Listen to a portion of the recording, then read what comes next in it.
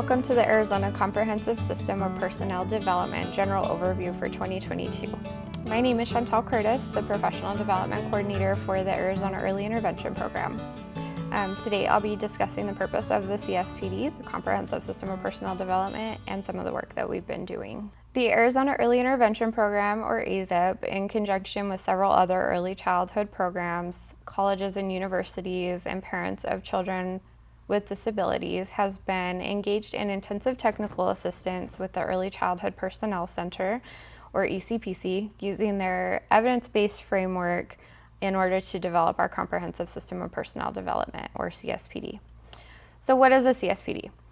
It is a multi-agency, cross-disciplinary system that aims to address the needs of the early childhood workforce, such as personnel shortages, need for additional training at the in-service and pre-service levels, so before and after entering the workforce, inconsistent alignment of state and national competencies and standards, challenges the personnel face due to the diverse needs of the families and children that we serve, and inequities of preparation and compensation among personnel. CSPD is required by the Individuals with Disabilities Education Act, Part C, which is the law that governs early intervention.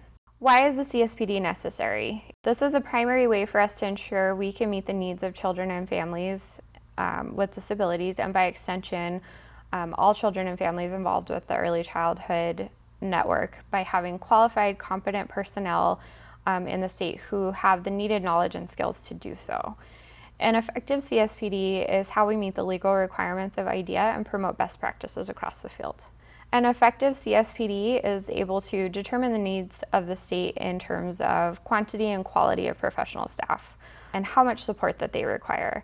It acknowledges that a strong relationship must exist between the in-service and pre-service personnel development so practices are consistent.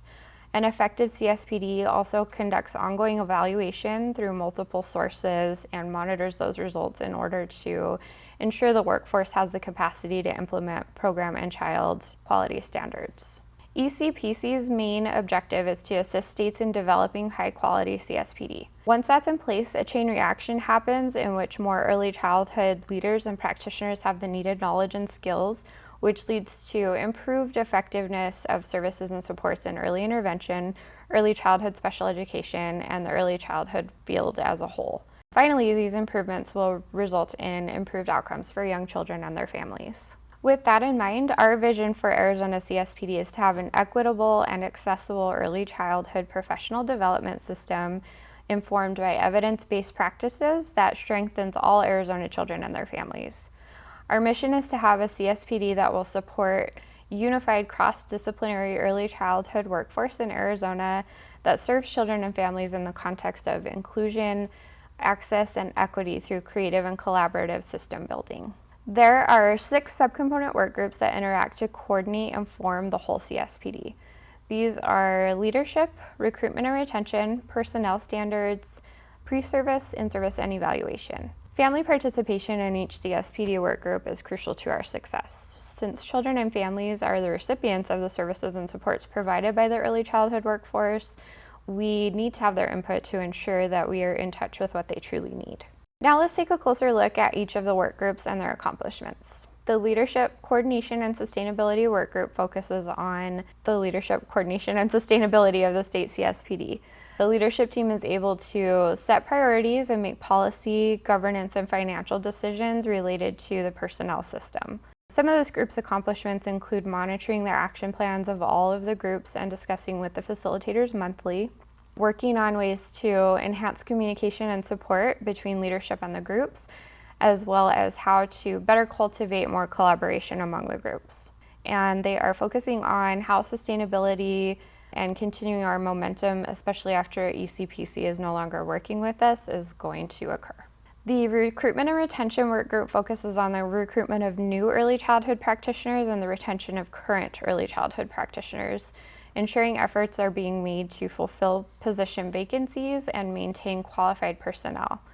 Some of their accomplishments include that they surveyed the field on what keeps practitioners in their positions in 2020 and 2021. They created a one-page flyer of the top 5 recruitment and retention strategies. They created a how to achieve best practices in recruitment and retention practice profiles, and they created a guide to recruitment and retention for early childhood programs. The Personnel Standards Work Group focuses on state personnel standards, discipline-specific knowledge and skills, and abilities for the early childhood workforce. Additionally, they ensure state standards across disciplines are aligned to national professional organization standards, and some of their accomplishments include that they are nearly finished with aligning the AZEP standards of practice with early intervention, early childhood special education, or EI/ECSD personnel preparation standards from the Division for Early Childhood. They conducted focus groups to assess First Things First with investigating how to expand the early childhood workforce registry's career lattice to include more EI/ECSD providers. And they are currently working on recommendations for updates to the ECSD Early Childhood Special Education certification. The Pre-Service Personnel Development Work Group focuses on ensuring that formal programs of study at institutes of higher education prepare students for the early childhood workforce. Pre-service applies to individuals training to work in the field. Some of their accomplishments include that they have created 2 leadership-approved surveys to gather information from program faculty about early childhood special education programs in the state. They've created an Excel sheet that includes information about the programs of study for early childhood special education in Arizona. And they have a database of faculty teaching in pre-service programs so that they can disseminate information to them. The In-Service Personnel Development Work Group focuses on ongoing learning activities to maintain and build the competence of early childhood professionals. In-service applies to providers currently working in the field, and some of their accomplishments include that they developed and disseminated a survey to gather information on how and where early childhood professionals have been getting professional development, as well as barriers to receiving professional development. They'll be analyzing this data to create a fact sheet for leadership so that they can make recommendations on professional development opportunities. They're going to be working with the Personnel Standards Work Group to determine what standards are being utilized throughout the state for alignment of in-service offerings, and have a new goal to identify and promote an andragogy for adult learning practices for best practices in training. The Evaluation Work Group works to evaluate the whole CSPD system, including the evaluation of each work group. This committee is responsible for ensuring that each of the other groups are moving forward on their action plans and making the progress that they want to make.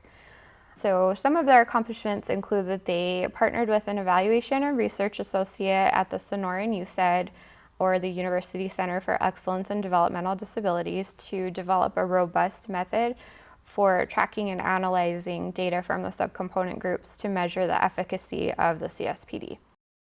They have reviewed all of the action plans of the different groups to determine the intended impact of the goals and the beneficiaries of those goals. And they plan to have consistent data to measure the progress of CSPD work and communicate within CSPD and also to external partners and stakeholders.